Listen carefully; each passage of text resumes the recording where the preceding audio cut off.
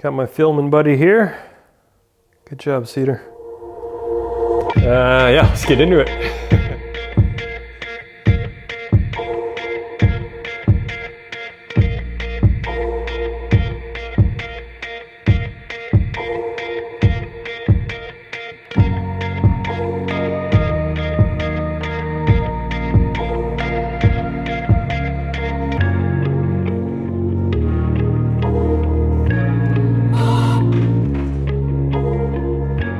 All right, so hopefully that little highlight at the beginning gave you an idea of what this video is going to be about.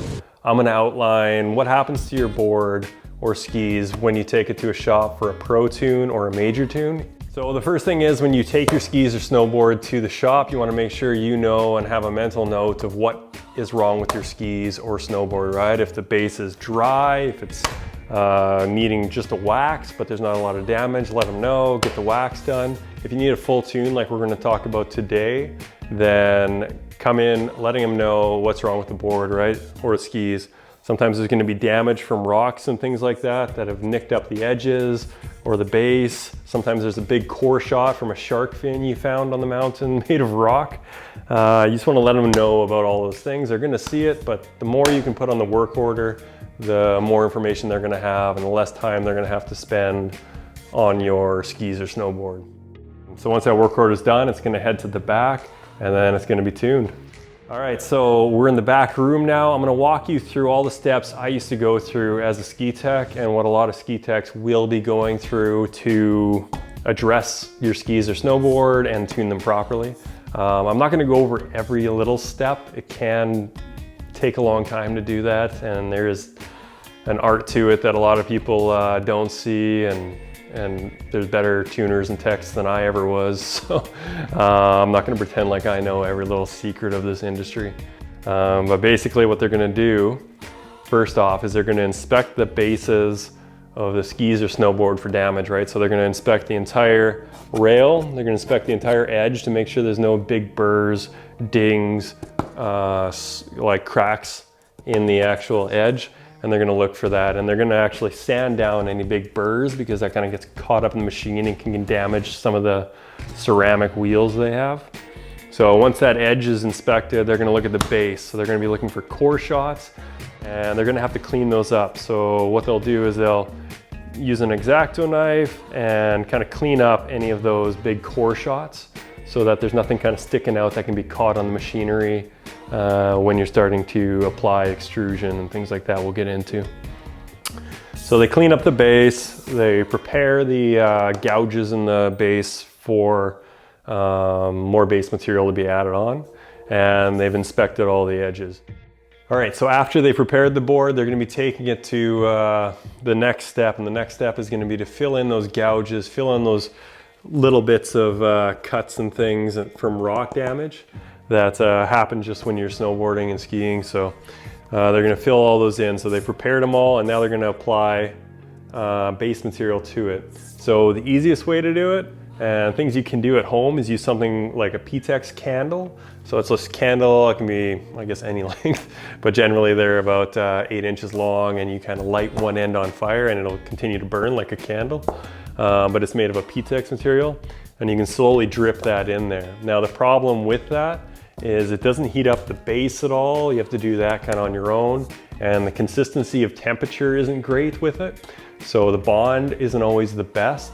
So you can kind of overheat it or underheat it, and it won't stick quite as well as a professional tune can do. So the extrusion machine I'm going to show you right now is one they use on snowboards quite a bit, or I used to use on snowboards quite a bit, and it's a handheld extrusion machine. So it's a heavy machine that takes that base material, runs it through, and heats up the base while adding pressure into it.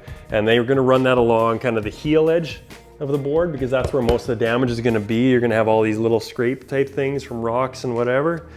And they're also going to run it along the toe generally, and that's going to push that material in at a consistent temperature with the base warmed up to the right temperature, and it's just going to bond so much better. The next machine I'm going to show you is a standalone machine. This is one that they'll run skis through. Pretty rare to see a snowboard go through this one, at least in the shop I was at, but they'll run the skis right through it. So the extrusion will come up through the bottom, They'll run the wire or the base material through the bottom, up through these metal plates that are at a certain temperature. And what you'll see in this video is as the skis are going through, there's pressure being controlled from up above, and it's pushing down on the ski to allow that base material to seep into all those little gouges and everything on the base of the skis. And then all the excess is just removed at the end.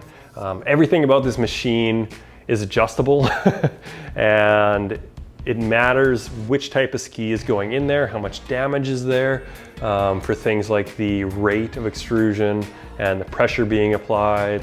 All those things change with the skis, so it's something that a good tech will know exactly what to do. Yeah, so once it comes out of there, you're gonna take a flat straight edge and kind of clean them up, get as much material off as possible while leaving the material in those gouges. All right, so once the base has been prepared by the grinding wheel and nice and smooth, what they're gonna do is they're gonna add what's called a base structure to your skis or snowboard. And that structure is gonna change depending on the conditions you're going to be riding in. So when you bring in your board, let them know if you're gonna be riding in a wet condition kind of area, or if you're going to make a trip out to somewhere that has a little more drier snow, a little quicker snow. That's going to change which base structure you're gonna be getting to your board. So when you get your board brand new, it's just gonna be a nice smooth base structure. If you're adding a structure to it during a tune, they're gonna add little ridges. And those ridges' size will change depending on the conditions you're riding in or skiing in. So for example, as a general rule, if it's wet, sloppy conditions, or a bigger surface area like a snowboard, generally they put in a little more aggressive base structure to it, where if you're on really cold conditions, like a ski racer going on ice and things like that, or even a backcountry skier, you're gonna want a very minor structure to the base of your skis or snowboard.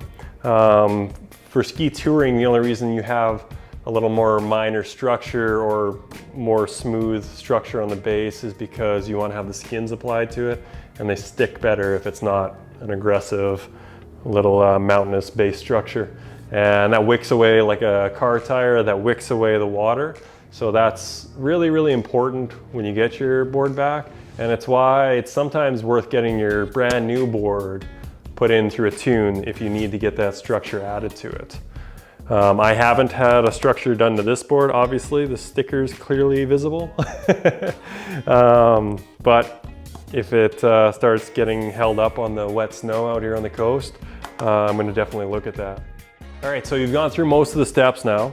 The ones that are remaining are now we're going to be addressing the edges. The base is pretty much done until we get to the wax, but we need to clean up those edges. We need to make them nice and sharp. So what they're gonna do is they're gonna run it through a machine, or do it by hand if they're old school, but they're gonna run it through a machine that will run down the entire edge. And ceramic wheels are gonna hit this edge on the bottom and then the top, or bottom and then the sides. And it's just gonna go at a certain angle. So when you get your board or skis, generally they have like a 90-degree edge on it. And the reason for that is because the metal comes in 90 degrees and they don't want to be trimming every little tiny piece of metal. So if you want a more aggressive side on your skis or snowboard, they're gonna bring that in. And the more they bring it in, the more aggressive it's gonna be. They're never gonna do something like this, but they will do something like 89 degrees and 88 degrees.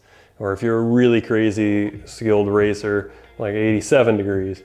But most snowboards will remain at 90 or usually go to like an 89-degree angle. And yeah, they're gonna do that. They're gonna run it through the machine. Once it comes out of the machine, the next step they can do for it is they can detune it. Now it sounds like a bad thing, but if you need it detuned, you want it detuned. So things where you want it detuned is if it's park skis, and say you're riding a lot of boxes or rails, you don't want it to catch on that. So under the foot, they'll detune it there.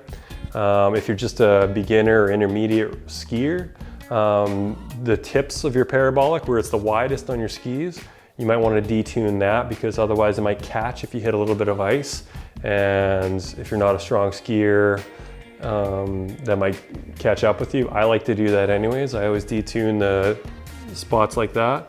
But if you're a hardcore racer and you just want that whole edge to be sharp and strong, steep angle, then you might leave it untouched. But generally you want a little bit of detune and kind of the fattest parts of the boards or skis. So once those are all cleaned up and inspected and sharp and detuned properly, the next step is wax. So they're gonna completely dry off the board, wipe it down, and they're gonna run it through a wax. And there is a world of ways to wax skis and snowboards. I'm gonna walk you through kind of two easy ones. The first being a hand wax, where they'll actually use a proper iron with the right temperature, and they'll melt the wax, drip it onto the board, melt it on the board at the right temperature, and then scrape it off once it's cooled. And that's kind of general. And then they'll brush it after, and you can't brush it too much. So they'll do that, and that's kind of like a hand wax. Or there's machines that do it for a quick and easy wax, or the one I worked at had an infrared waxer, which was really cool because you could scrape on like really high-end wax and not use too much, because you could just scrape it on however you wanted and then throw it on this thing. The infrared would just hit at the right temperature and the right speed to just kind of bake it into that base really, really well without damaging the base. And then it was very minimal waste of wax, so you can use that high-end stuff and not worry about wasting a bunch when you're dripping. And you clean that up after. So same thing, once it's out of that machine, it's just scraping the very minimal amount of wax that's on top and then brushing it. All right, so that's the end of it. That's a look behind the scenes at what goes on in a ski shop.